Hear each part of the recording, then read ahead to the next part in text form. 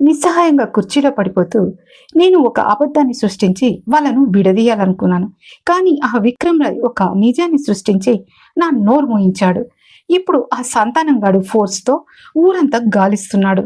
మన మనిషి నోరు విప్పితే మన పని ఖతం అని నీరసంగా అంటాడు ఆకాష్. తర్వాతేమైందో ఇప్పుడు తెలుసుకుందాం. నిన్నే ప్రేమిస్తా ఒక సీఈఓ ప్రేమ కథ పార్ట్ 190.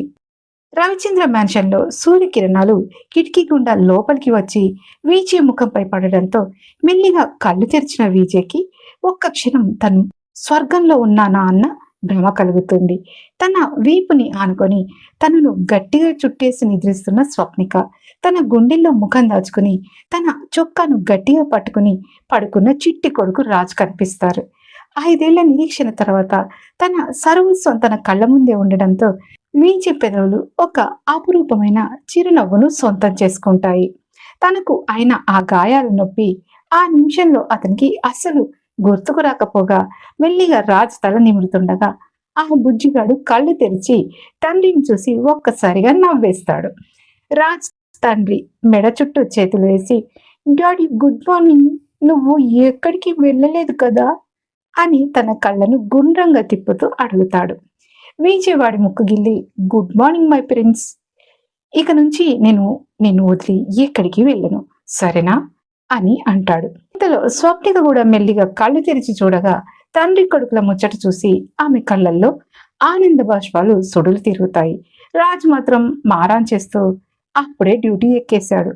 డాడీ, ఈరోజు నాకు నువ్వే బాత్ చేయించాలి, నువ్వే నన్ను రెడీ చేయాలి. అవునా మమ్మా అని గునుస్తూ అడుగుతాడు రాజ్.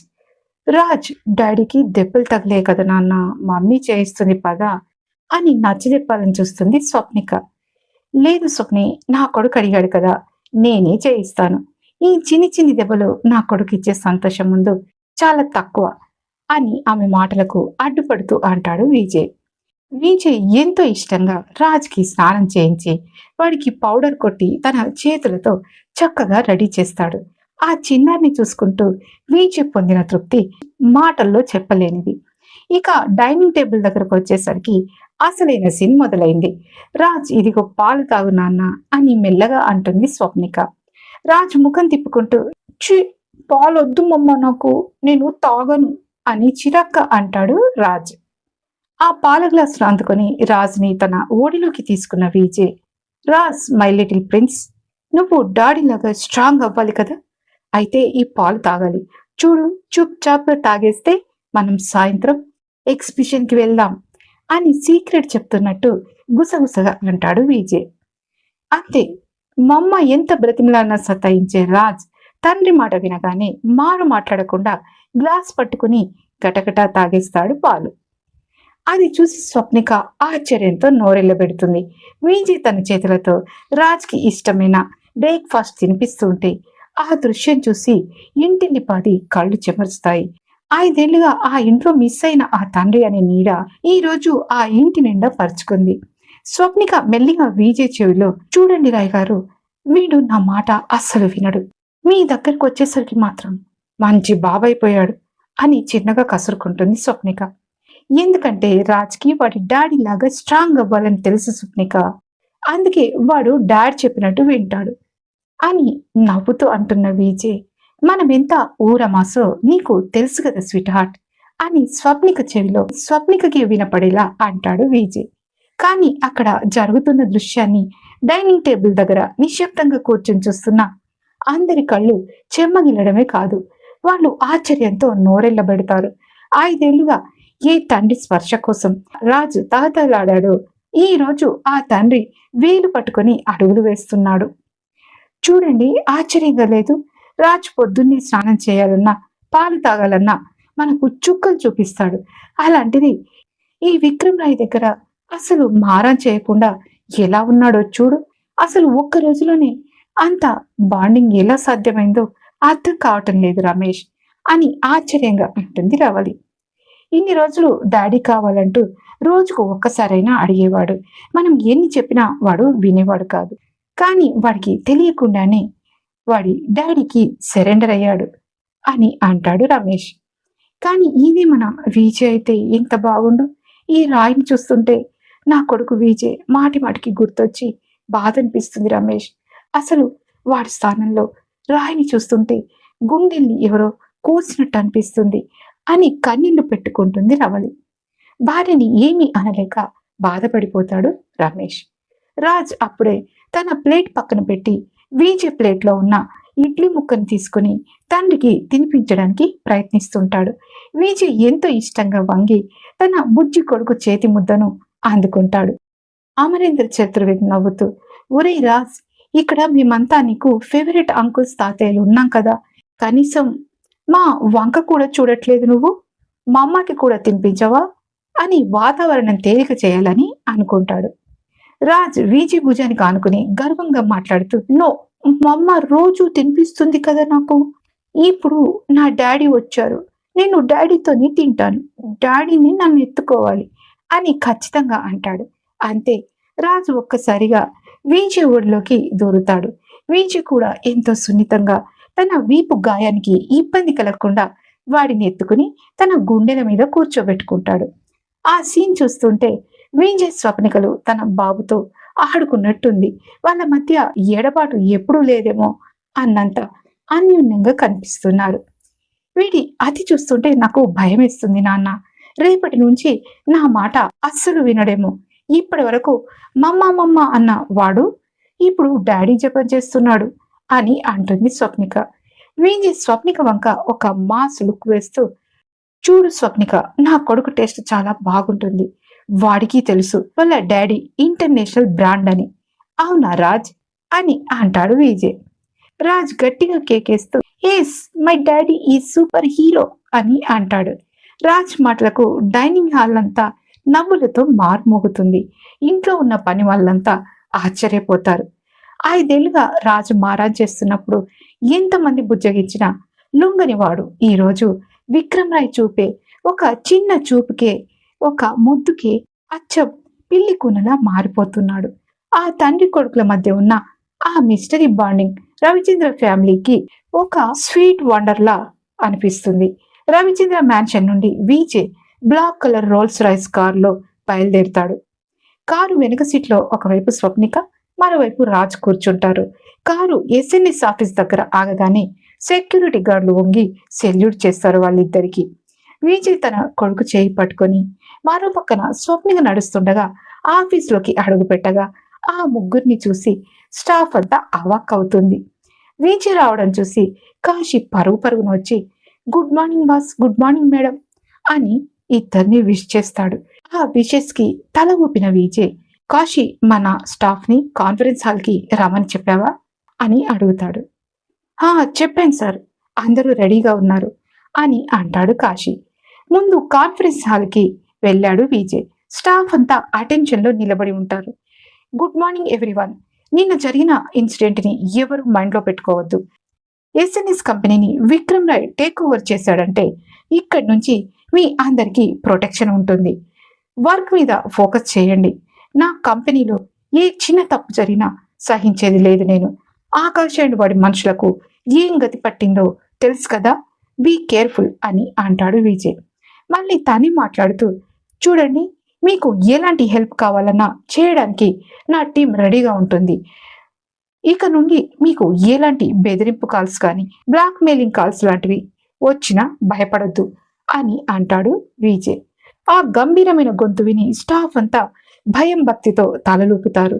మీటింగ్ ముగించుకుని విజయ్ తన ఛాంబర్లోకి రాగానే అక్కడ రాజ్ అప్పుడే విజయ్ చైర్లో కూర్చుని బాస్లా పోజులు కొడుతున్నాడు.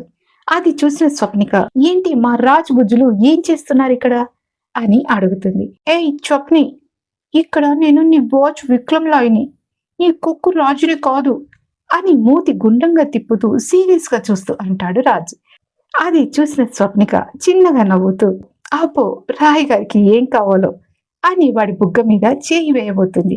ఏయ్, చెప్పాను కదా, నా చిక్కు మీద హ్యాండ్ ఇస్తావేంటి, నేను నీ బాస్ని అని సీరియస్ గా అంటాడు రాజ్. ఓ సారీ లిటిల్ రాయ్ గారు, నేను ఏ విధంగా మీకు హెల్ప్ చేయగలను చెప్పండి అని చేతులు కట్టుకుని అంటుంది స్వప్నిక. అది అలా ఉండాలి, నాకు ఒక స్ట్రాంగ్ కాఫీ తెప్పించు అని అంటాడు రాజు. అది చూసిన విజయ్ నవ్వుతూ, మా లిటిల్ రాయ్కి కాఫీ తెప్పించండి స్వప్నిక గారు అని నవ్వుతూ వాడి దగ్గరకు వస్తాడు. అంతే సీట్లోంచి లేచి డ్యాడీ అని పరుగున వచ్చి అతని కాళ్ళని చుట్టుకుంటాడు Raju. Very good my little prince, మీ మమ్మను బాగానే ఆడిస్తున్నావు అని వాణ్ణి ఎత్తుకుని బుగ్గలపై మెల్లిగా కిస్ చేస్తాడు విజయ్.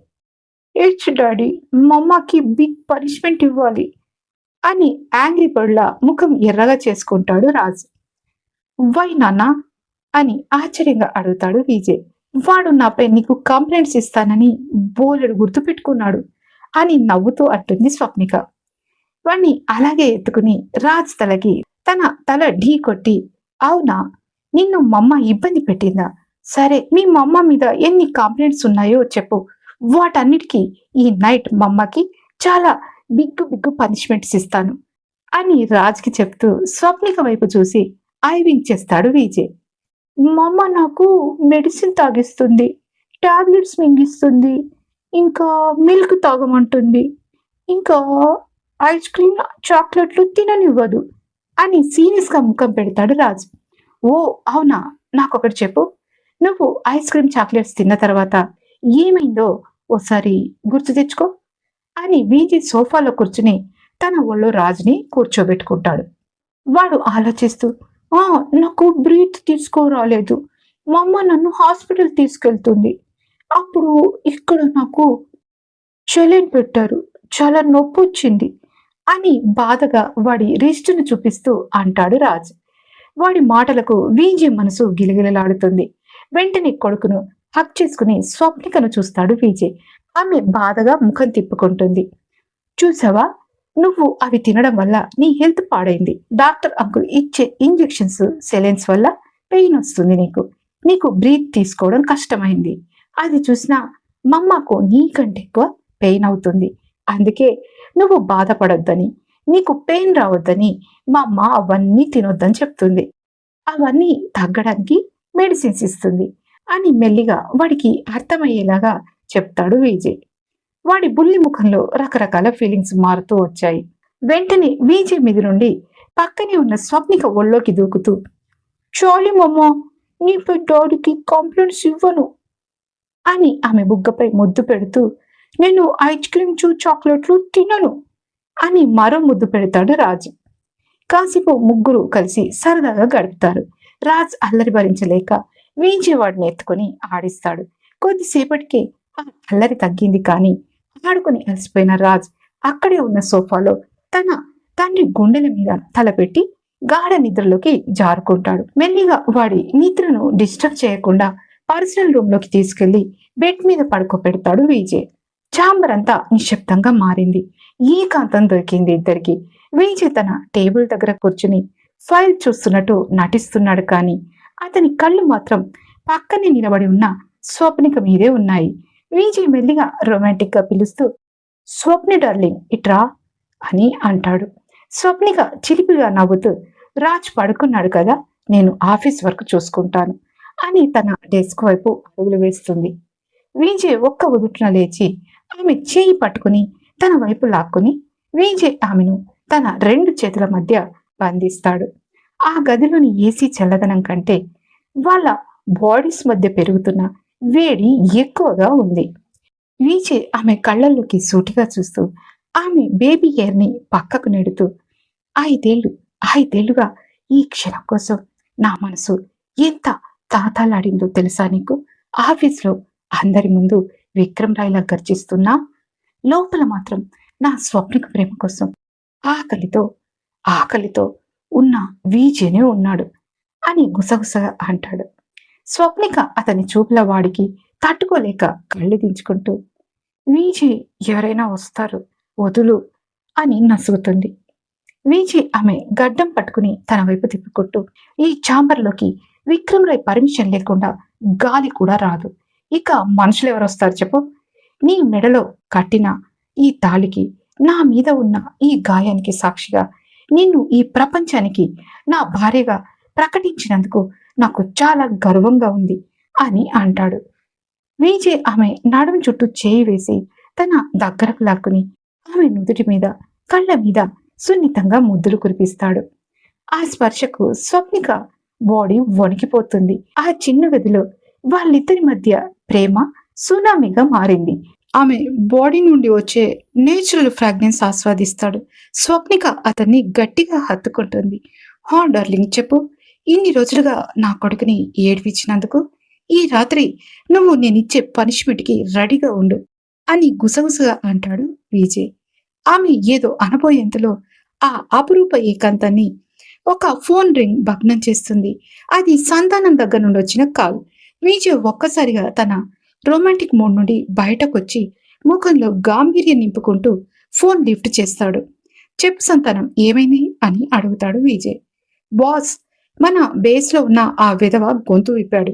వాడిని విచారిస్తే భయంకరమైన నిజాలు తెలిసాయి. నిన్న ఆఫీస్ మీదకి మీడియాను పంపించింది, మహిళా సంఘాలను ఉసిగొల్పి వదినమ్మ మీద నిందలు వేయించింది. అంతా ఆ ఆకాష్ ఇంకా లాస్యాలే బాస్. వాళ్లే సుపారీ ఇచ్చి ఆ రాయ్ కూడా విసిరించారు అని కోపంగా అంటాడు సంతానం. ఒక్క క్షణం మౌనంగా ఉండి ఒక క్రూరమైన నవ్వు నవ్వి, నా గెస్ కరెక్టే సంతానం. ఆ పాములే ఇలాంటి విషాన్ని చిమ్మగలవని నాకు తెలుసు. ఒకవైపు పక్కలోనే ఉంటూ మరోవైపు ఇలాంటి వెన్నుపోటు పొడవడమే వాళ్ళకి తెలిసిన విద్య అని అంటాడు విజయ్. ఇప్పుడు ఏం చేద్దాం బాస్?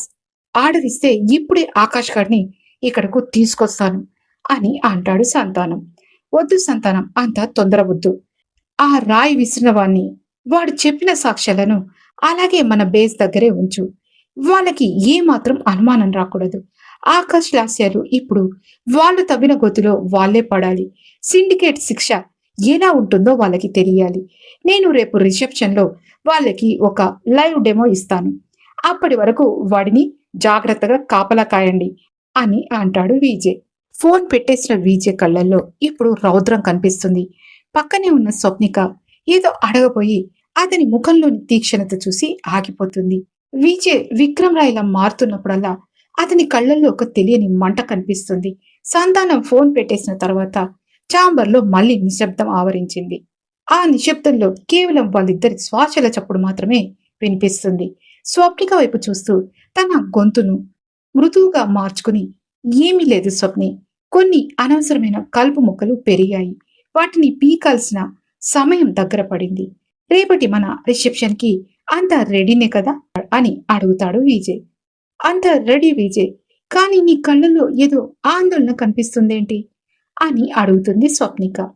నా కళ్ళల్లో ఆందోళన లేదు స్వప్ని. సరే, అది వదిలే. ఒకసారి ఈ 5 years నుండి ఉన్న పాత అకౌంట్స్ అన్ని చెక్ చేయించు అని ఆలోచిస్తూ అన్న విజయ్ వెంటనే ఆ మోడ్లోంచి బయటకు వచ్చిన తర్వాత మెల్లిగా స్వప్నిక వైపు అడుగులు వేస్తాడు.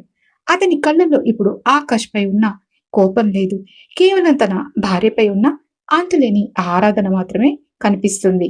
ఆమె దగ్గరకు వచ్చి ఆమె నడుం చుట్టూ తన చేతులు వేసి దగ్గరకు లాక్కుంటూ, ఏమైంది స్వప్ని, అలా భయంగా చూస్తున్నావేంటి అని అడుగుతాడు విజయ్. అతని గుండె మీద చేతులు వేసి అతని కళ్ళల్లోకి చూస్తూ, నీ కళ్ళల్లో ఆ కోపం చూస్తుంటే భయం ఇస్తుంది విజయ్. ఆ ఆకాష్ కోసం నువ్వు మళ్ళీ ఏదైనా ప్రమాదంలో పడతావేమో అని భయంగా ఉంది అని అంటుంది స్వప్నిక. చిన్నగా నవ్వి ఆమె ముఖాన్ని తన 2 అరచేతుల్లోకి తీసుకుని, ఈ 5 ఏళ్లు మృత్యువుతో పోరాడి గెలిచిందే నీకోసం. ఇప్పుడు నిన్ను మన కొడుకుని చూసుకున్న తర్వాత ఏ శక్తి నన్ను తాకలేదు. నా ప్రాణం ఇప్పుడు నా చేతుల్లో లేదు స్వప్ని, నీ పెదవుల మీద ఉంది అని ఇంటెన్స్ గా ఆమెను చూస్తూ అంటాడు విజయ్. ఆ మాట వినగానే స్వప్నిక ఒళ్ళు ఒక్కసారిగా పులకరిస్తుంది. విజయ్ తన ముఖాన్ని ఆమె ముఖానికి చాలా దగ్గరగా తీసుకొస్తాడు. వాళ్ళిద్దరి శ్వాసలు ఒకదానికొకటి పెనవేసుకుంటున్నాయి. విజయ్ చూపులు ఆమె కళ్ళ నుండి మెల్లిగా ఆమె ఎర్రని పెదవుల వైపు మళ్ళాయి. ఆ పెదవులపై తన ముద్ర వేయాలని అతను పడ్డ తపన ఇప్పుడు ఆకలిగా మారింది. విజయ్ మెల్లిగా వంగి తన పెదవులను ఆమె పెదవుల మీద ఆంచుతాడు. అది కేవలం ఒక ముద్దు కాదు, మాటలో చెప్పలేని ఆవేదనకు అక్షర రూపం. స్వప్నిక తన కళ్ళు మూసుకుని విజయ్ చొక్కాను గట్టిగా పట్టుకుని దగ్గరికి లాక్కుంటుంది. ఆ ఇంటెన్స్ కిస్ లో ఆమె తన సర్వస్వాన్ని మర్చిపోతుంది. విజయ్ ఆమెను ఇంకా దగ్గరగా లాక్కుంటూ ఆ ముద్దులో తన ప్రేమను, తన కసిని మొత్తం కుమ్మరిస్తాడు. చల్లని ఏసీ గదిలో కూడా వాళ్ళిద్దరి మధ్య ఉద్వేగం వెచ్చగా మారుతుంది. ఈ రోజు ఈ ఏకాంతంలో విజయ్ ఆమెను వదలకుండా తన ఆదరాలతో ఆమె పెదవులపై గాఢమైన ముద్దును కొనసాగిస్తాడు. స్వప్నికకు ఇప్పుడు ప్రపంచమే తెలియడం లేదు. కేవలం తన విజయ్, అతని వెచ్చని శ్వాస, అతని స్పర్శ మాత్రమే ఆమెకు తెలుస్తున్నాయి.